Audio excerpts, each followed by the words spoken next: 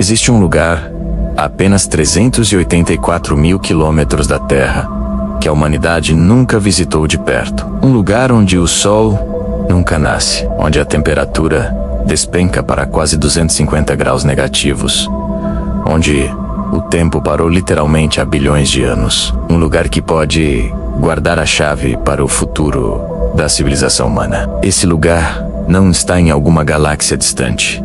Não exige um telescópio espacial para ser observado. Você pode vê-lo toda noite, dependendo do clima. É a nossa Lua. Mais especificamente, seus polos. Durante décadas, quando os cientistas pensavam na Lua, pensavam em poeira, rochas e solidão. O programa Apollo nos mostrou uma paisagem belíssima, mas aparentemente morta. 6 missões, 12 astronautas, centenas de quilos de amostras, e a conclusão inicial parecia óbvia.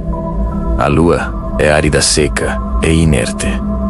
Mas havia um problema com essa conclusão. Os astronautas do Apollo pousaram todos na região equatorial da Lua, onde o Sol bate forte, onde as temperaturas chegam a mais de 120 graus positivos durante o dia.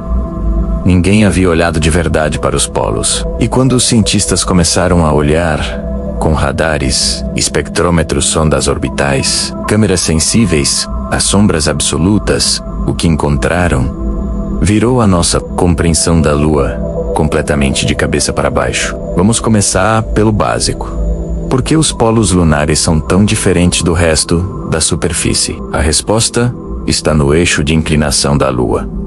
Ao contrário da Terra, que tem uma inclinação de 23,5 graus em relação ao plano orbital, a Lua tem uma inclinação de apenas 1,5 grau. Isso significa que o Sol nunca sobe muito acima do horizonte nos polos lunares. Ele rasteja. Ele raspa a superfície em ângulos rasíssimos, como um holofote apontado quase horizontalmente para uma paisagem cheia de montanhas e crateras. O resultado disso é espetacular e assustador ao mesmo tempo.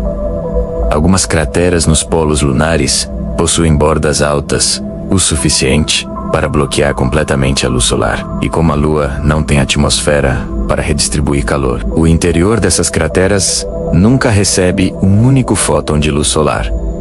Nunca. Em 4,5 bilhões de anos. Esses fundos de crateras nunca foram iluminados pelo Sol. São chamados de regiões permanentemente sombreadas. E são, sem exagero, os lugares mais frios do sistema solar interno. A temperatura nesses locais é tão extrema que se torna quase impossível de visualizar. Estamos falando de menos 240, menos 250 graus Celsius. Para efeito de comparação, a temperatura média do espaço interestelar é de cerca de menos 270 graus. O interior dessas crateras polares está a poucos graus do zero absoluto. Não existe frio assim em nenhum outro lugar próximo de nós. E foi exatamente por causa desse frio extremo que os cientistas começaram a suspeitar se algo chegou a esses polos no passado: vapores de água carregados por cometas, liberados por atividade vulcânica, ou criados pela interação do vento solar com o solo lunar. Esse algo nunca teria para onde fugir. Nunca evaporaria, nunca sublimaria. Ficaria preso ali, congelado para sempre, ao longo de bilhões de anos. A hipótese era sedutora, mas hipótese é hipótese.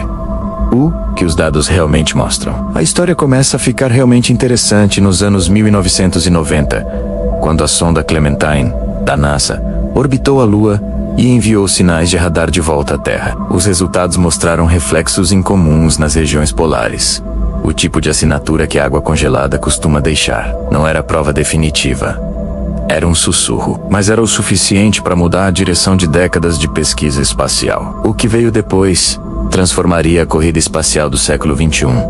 E tudo começa com um impacto intencional, uma explosão controlada e uma nuvem de detritos. A confirmação.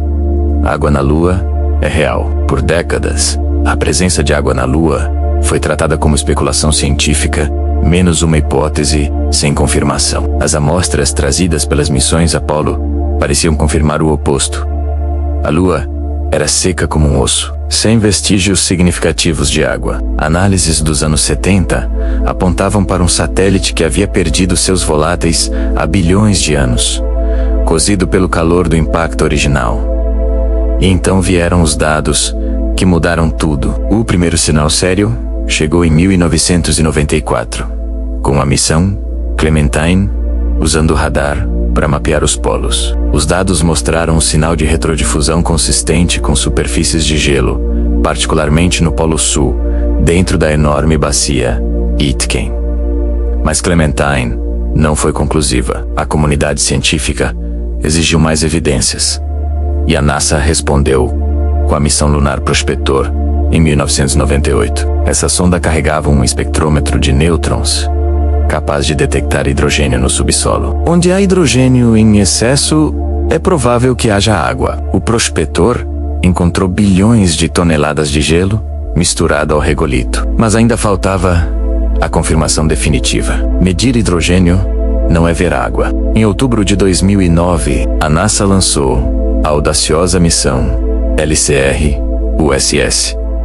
A estratégia é colidir um estágio de foguete contra uma cratera permanentemente sombreada. O impacto, a 9.000 km/h, criou uma pluma de material ejetado. Os espectros não deixaram dúvidas. Havia água ali. Além da água, detectaram dióxido de carbono e até sinais de compostos orgânicos. A Lua tinha água. Era agora ciência estabelecida. Em 2020, o Observatório Aéreo Sofia trouxe uma revelação. Moléculas de água foram detectadas em regiões iluminadas, na cratera Clavius. Isso sugeria que a água não estava apenas nos polos, mas aprisionada em microbolhas no regolito, criadas por impactos de micrometeoritos. Pesquisas revelaram que regiões permanentemente sombreadas são abundantes em microescalas. A quantidade total de água pode ser substancialmente maior. O Lunar Reconnaissance Orbiter mapeou temperaturas com precisão, confirmando que os depósitos de gelo estão concentrados em certas crateras. Os polos lunares são repositórios onde a Lua acumulou, ao longo de bilhões de anos, uma farmácia química trazida por cometas e asteroides. E onde há química rica, há recursos. E onde há recursos, a humanidade eventualmente aparece. A água é a manchete, mas os polos lunares guardam um inventário muito mais vasto e surpreendente do que simplesmente gelo de água. À medida que as missões se tornaram mais sofisticadas, o catálogo de substâncias detectadas nas regiões polares da Lua revelou uma complexidade geoquímica inesperada. Cientistas chamam isso de herança química do sistema solar primitivo. O impacto do LCR-USS revelou monóxido de carbono, dióxido de carbono e metano. Também foram encontrados etileno, etanol e sulfeto de hidrogênio. A presença de carbono e hidrogênio em regiões geladas é extraordinariamente significativa. Essas moléculas estão associadas à química prebiótica, que pode gerar aminoácidos, as peças fundamentais das proteínas. Não há vida nos polos, mas as regiões sombreadas preservam moléculas orgânicas que chegaram via cometas há bilhões de anos. Estudar isso na Lua é como ler um diário não adulterado do sistema solar jovem, sem processos geológicos ou atmosfera para alterar o registro. O inventário inclui compostos de enxofre e amônia, essenciais para a agricultura espacial e a produção de propelentes de foguete. Até mercúrio metálico, um achado desconcertante que sugere processos de transporte de elementos pesados, ainda não totalmente compreendidos. As concentrações de hidrogênio variam significativamente. Em algumas crateras, o gelo pode ser quase puro em certas profundidades. Em outras regiões, o gelo existe como grãos microscópicos na poeira. Saber essa localização exata é crucial para futuras missões de mineração. A superfície é rica em silicatos e ilmenito, uma fonte de oxigênio via eletrólise. Mas nos polos, o regolito foi alterado por processos únicos. O bombardeio de íons do vento solar implantou hélio e hidrogênio nas camadas superiores do solo ao longo de bilhões de anos. O Galil 3 merece menção especial. Esse isótopo raro é o combustível ideal para futuros reatores de fusão nuclear de segunda geração. A Lua contém quantidades vastas de H-3, prometendo energia limpa, sem os resíduos radioativos de longa vida. Os polos também oferecem território estratégico, as chamadas regiões de luz eterna, localizadas nas bordas elevadas das crateras. Devido à inclinação axial quase zero da Lua, alguns cumes recebem luz solar por até 95% do ano lunar, diferente das regiões equatoriais, com 14 dias de escuridão. Esses picos permitem geração de energia quase contínua, via painéis solares. O Monte Malaport e a borda da cratera Shackleton são exemplos perfeitos. Shackleton combina luz eterna na borda e gelo no interior. É como se a natureza tivesse projetado um posto avançado ideal, unindo energia solar abundante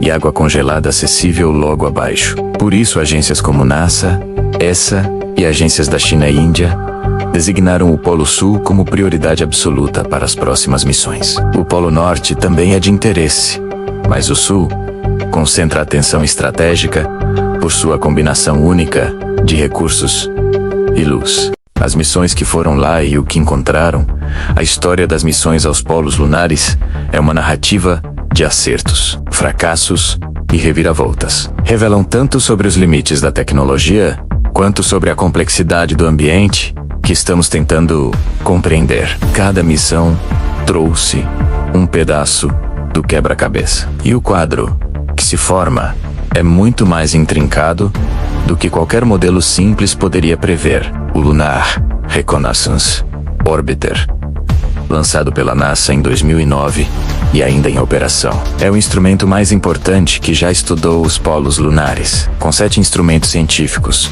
o LRU mapeou a topografia lunar com resolução de até 0,5 metros por pixel U, suficiente para enxergar objetos pequenos. Seus dados revelaram que as regiões mais profundas do Polo Sul atingem menos 247 graus Celsius, apenas 26 graus acima do zero absoluto. Isso confirma que essas regiões são mais frias do que a superfície de Netuno, um fato que desafia a intuição. O espectrômetro de nêutrons do LRU confirmou as concentrações de hidrogênio, permitindo que cientistas mapeassem a distribuição do gelo com mais precisão. Curiosamente, os dados sugerem que o Polo Norte pode ter mais hidrogênio no geral. Embora o Polo Sul tenha concentrações particularmente altas em áreas específicas, em 2019, a Índia enviou a missão Chandrayaan-2.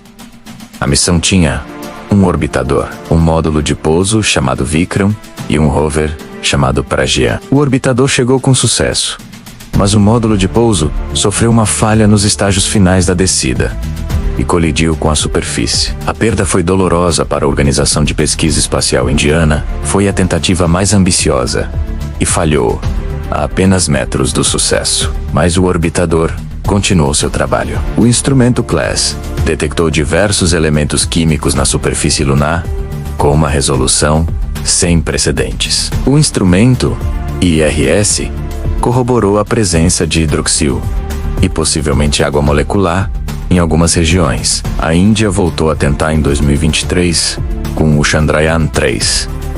Desta vez, o módulo Vikram-3 teve sucesso e pousou próximo ao Polo Sul. O rover Pragyan se moveu pela superfície, coletando dados sobre a composição química do regolito polar. Os primeiros resultados confirmaram enxofre e ferro. Notavelmente, o enxofre estava presente em concentrações mais altas do que o esperado. Um resultado que continua sendo analisado. Tragicamente, tanto o Vikram-3 quanto o Pragyan entraram em modo de suspensão para sobreviver à noite lunar e nunca foram reativados. A missão durou apenas 14 dias, mas provaram que é tecnicamente possível pousar e operar próximo ao Polo Sul da Lua. No mesmo mês, a Rússia tentou pousar o Luna 25. Ele colidiu com a superfície, destacando como o Polo Sul é um ambiente difícil de alcançar. A NASA está preparando o programa Artemis para voltar humanos à Lua. Com o Polo Sul como destino prioritário, eles poderão realizar exploração nas regiões de luz quase eterna e coletar amostras de regiões sombreadas. Missões robóticas como Viper estão planejadas para explorar o Polo Sul em detalhe. perfurando o solo para amostras de profundidade. O Viper é o primeiro rover projetado para um ambiente polar. Sua broca pode penetrar 1 metro abaixo da superfície. Ele dirá se o gelo está em camadas ou se existe solo úmido, informações essenciais para a futura extração de recursos. A China, com seu programa Change, está igualmente focada. Eles planejam estabelecer uma estação lunar na região polar nas próximas décadas. Isso criou uma nova corrida espacial para estabelecer presença nos pontos estrategicamente mais valiosos da Lua. Há um número limitado de locais de pouso ideais. Os picos de quase luz eterna e crateras com gelo acessível são poucos. A corrida pelos polos lunares é, em última instância, uma corrida por propriedade imobiliária estratégica no único lugar que podemos colonizar em escala. O futuro da humanidade pode muito bem depender do que encontrarmos nessas sombras geladas. Diante de tudo que foi descoberto nos últimos anos, pode parecer que o mistério dos polos lunares está essencialmente resolvido. Mas a verdade é que estamos apenas no começo. A ciência dos polos lunares está apenas engatinhando. Para Norbert T. Groffer, do Instituto de Ciências Planetárias, a área de estudo está apenas começando. O primeiro grande vazio é o mapeamento. Sabemos que há gelo e aproximadamente onde ele está, mas não sabemos com precisão quanta água existe, em que concentrações, profundidades ou estados físicos. O experimento da sonda LC-RUS, em 2009, que colidiu com uma cratera, foi uma das poucas medições diretas feitas. A LC-RUS mediu 6% de gelo, mas isso foi um experimento único.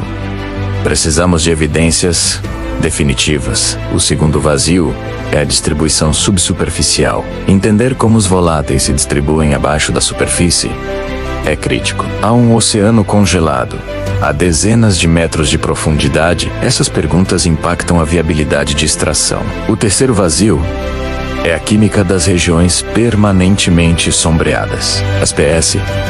Sabemos que há água e talvez outros compostos. Um levantamento sistemático é essencial para indicar onde pousar e o que explorar nos próximos anos. O rover Viper da NASA será o primeiro veículo a perfurar o solo polar lunar de forma sistemática. Com instrumentos avançados, ele poderá confirmar ou reformular tudo o que sabemos sobre a distribuição do gelo. A missão chinesa Change 7, prevista para 2026, visa aprofundar o estudo do gelo nos polos. Ela pode responder se é viável produzir suprimentos essenciais in loco para futuras bases humanas. A missão conjunta LUPEX da Índia e Japão promete dados complementares para o quadro dos recursos polares. E a missão Artemis II levará 4 astronautas ao redor da Lua, preparando o primeiro pouso humano no Polo Sul. A quantidade de água na Lua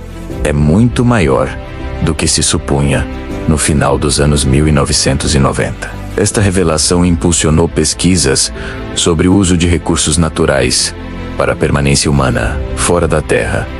Mas transformar esse gelo em recurso utilizável é um desafio imenso, dadas as condições extremas. Temperaturas voláteis, radiação e baixa gravidade dificultam os processos de extração e conversão química. O custo de transporte da Terra é proibitivo.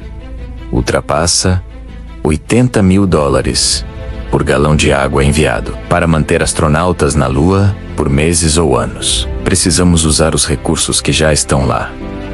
A água pode ser eletrolizada para gerar hidrogênio e oxigênio, combustível para foguetes e ar para respirar. A Lua poderia se tornar um posto de reabastecimento para missões a Marte e ao Sistema Solar Profundo. Um ponto de apoio estratégico entre a Terra e o cosmos. Há uma última dimensão dos polos lunares: o valor científico puro das regiões sombreadas. O material lá preso está há bilhões de anos, sem ser perturbado pela luz ou pelo vento solar. É um arquivo químico do Sistema Solar primitivo, um registro de cometas, asteroides e atividade vulcânica antiga. Compreender esses processos fornece pistas para entender a origem da água na Terra e em todo o Sistema Solar. Estudar os polos da Lua pode, paradoxalmente, ajudar a entender como surgiu a vida aqui. Os polos da Lua guardam gelo, energia solar e a memória química do passado do cosmos. Guardam o possivelmente futuro da humanidade no espaço. Por séculos, olhamos sem saber o que estava escondido lá.